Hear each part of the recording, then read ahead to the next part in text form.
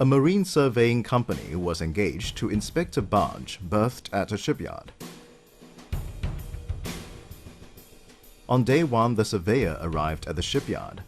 He met with the maintenance superintendent, who represented the barge owner, and the captain of the barge's tugboat. Together, they boarded the barge. The surveyor realized that the manholes to the barge tanks were closed. As the tanks were not ventilated, the surveyor asked for the manholes to be opened and that he would be back for inspection the next day. The surveyor then left the barge.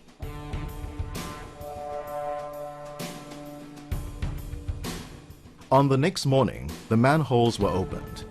At 9:45 a.m., the surveyor arrived and met with the superintendent.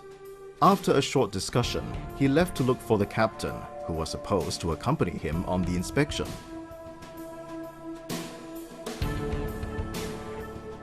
Meanwhile, it started to rain.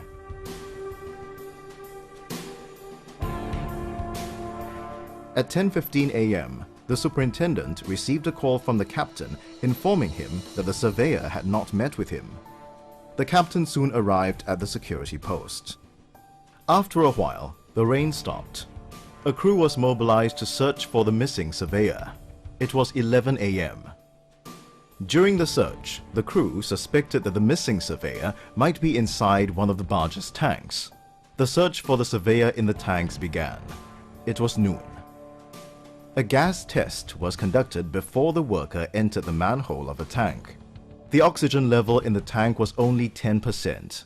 A breathing apparatus would be needed to enter the tank. As no functioning breathing apparatuses were available, a helmet used for blasting operations was used instead. The worker then entered the manhole and caught a glimpse of the surveyor. It was 1:15 p.m. Subsequently, rescue personnel with proper breathing apparatuses managed to reach the surveyor. However, the surveyor had already stopped breathing. By the time SCDF personnel arrived and retrieved his body, it was 2:30 p.m. A simple surveying job resulted in the loss of a life. What went wrong? Insufficient planning, preparation, and communication. The maintenance superintendent and captain were not aware that the surveyor needed to enter the tanks. No preparations were made prior to the inspection. The manholes were only opened on the second morning, which resulted in not having enough time to ventilate the tanks. Entry procedures not followed. An entry permit was not applied and gas tests were not conducted. Because the surveyor entered the barge tank without an entry permit, he violated safety rules and placed his life in danger. Although the surveyor was supposed to be accompanied by the captain, he proceeded with the inspection alone. Lack of emergency procedures.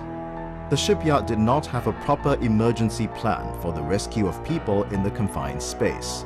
Rescue equipment was also not readily available. It took more than an hour for the rescue personnel to reach the surveyor after locating his position. Lessons learned. Risk assessment. Before starting work in a confined space, always conduct a risk assessment to identify safety and health hazards. Measures to minimize risks should have been implemented. Warning signs. Warning signs must be displayed at every entry point of a confined space to warn against unauthorized entry. Entry permit. Ensure that the entry permit is valid before entering a confined space. Throughout work in the confined space, check again that the permit is valid and has been correctly endorsed. Confined space attendant. When work is carried out in a confined space attendant should be stationed outside the confined space to keep a lookout. In the event of an emergency, the attendant must not enter the confined space.